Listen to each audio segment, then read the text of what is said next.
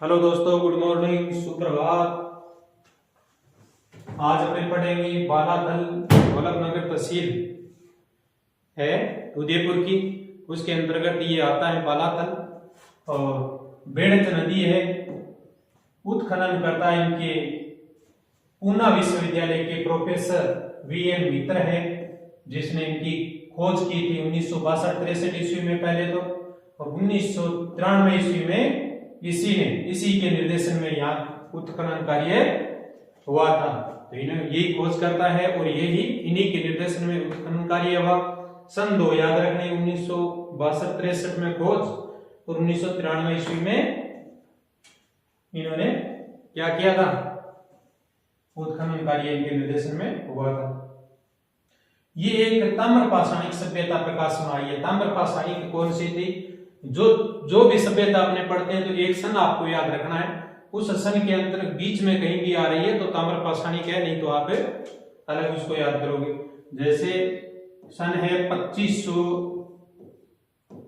ईसा पूर्व से 1500 ईसा पूर्व तक, यानी 2500 से 1500 ईसा पूर्व के बीच का यदि कोई काल है तो वो ताम्र पाषाणिक काल माना गया है, जहां तांबे का भी प्रयोग हुआ है, तांबे के भी औजार बने हैं और पत्थर के भी बने हैं। तो इसलिए ये सभ्यता ताम्र पाषाणिक है सभ्यता है, क्योंकि इसका काल जो माना गया है वो 1800 ईसा पूर्व माना गया है। इस 1800 ईसा पूर्व के हिसाब से ये ताम्र पाषाणिक है। यहाँ मृद भांड मिले हैं, तांबे के औजार मिले हैं, मकान, हड़प्पा सभ्यता संबंधित मिले हैं। ये जो चीजें हैं, मृद भांड, तांबा के जो औजार है और मकान जो है, ये हड़प्पा जो सभ्यता है सिंधु घाटी की स्थल है। हड़प्पा सिंधु घाटी सभ्यता का, तो वहां पे जो मिले उनसे समानता लिए हुए हैं। और अगला है ताम्र पाषाणिक सभ्यता। 1800 ईसा पूर्व की ये सभ्यता है ताम्र पाषाणिक, इसीलिए इसको कहा जाता है। तो अपना पता चल गया आपको कैसे है ये ताम्र पाषाणिक, कब से कब तक की जो सभ्यता है उनको ताम्र पाषाणिक कहा जाता है। 2500 से 1500 ईसा पूर्व, और ये है 1800 ईसा पूर्व। तो ये इनके बीच में आ गया तो ये ताम्र पाषाणिक की सभ्यता मानी गई है इसको, क्योंकि 2500 से 1500 के बीच का काल है, तो ताम्र पाषाणिक काल तो माना ही गया है। तांबा और पाषाण दोनों का प्रयोग यहाँ पे हुआ है। और ये सभ्यताएं क्या होती थी, बस जाती थे और उजड़ जाते थे।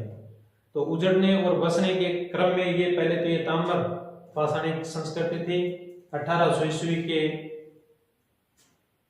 ईसा पूर्व में, और उनके बाद ये 600 ईसा पूर्व में वापस स्थापित हुई। 600 ईसा पूर्व के जो यहाँ सबूत मिले हैं वो लोहे कालीन मिले हैं, तो 600 ईसा पूर्व इसके बीच में नहीं आ रहा है, और ये लोहे कालीन समय है और लोहे से संबंधित यहाँ पे औजार वगैरह यहाँ मिले हैं। तो ये दोनों साक्ष्य मिले हैं, ताम्र पाषाणिक सभ्यता के भी मिले हैं और लोहे कालीन सभ्यता के भी साक्ष्य मिले, क्योंकि ये एक तो इनके साक्ष्य मिले 1800 ईसा पूर्व के, एक में साक्ष्य मिले इनके 600 ईसा पूर्व के, दोनों तरह के साक्ष्य इसमें मिले। तो ये ताम्र पाषाणिक सभ्यता भी कह सकते हैं, कहेंगे, और लोहे युगीन सभ्यता भी कहेंगे। ये सब पूछेंगे तब अपने को पता चलेगा कौन से के बारे में पूछ रहा है।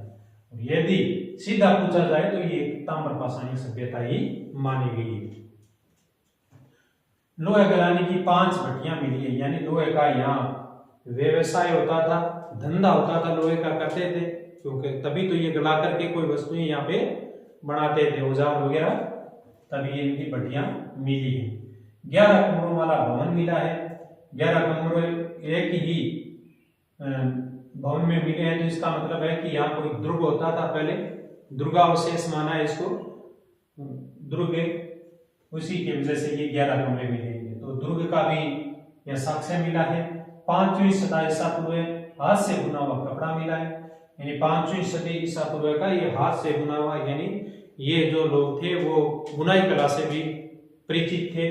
तो ये हाथ से बुना हुआ कपड़ा मिला। यहाँ पे कुष्ठ रोगी का 4000 वर्ष पुराना कंकाल मिला। ये कंकाल मिला है जो कुष्ठ रोगी का है और 4000 वर्ष पुराना है। कुष्ठ यानी कोढ़, जो जिसको अपने स्थानीय भाषा में कहते हैं, उससे संबंधित भी मिला है। तो कौन से रोगी से संबंधित है? कुष्ठ रोगी से संबंधित, ये याद रखना है।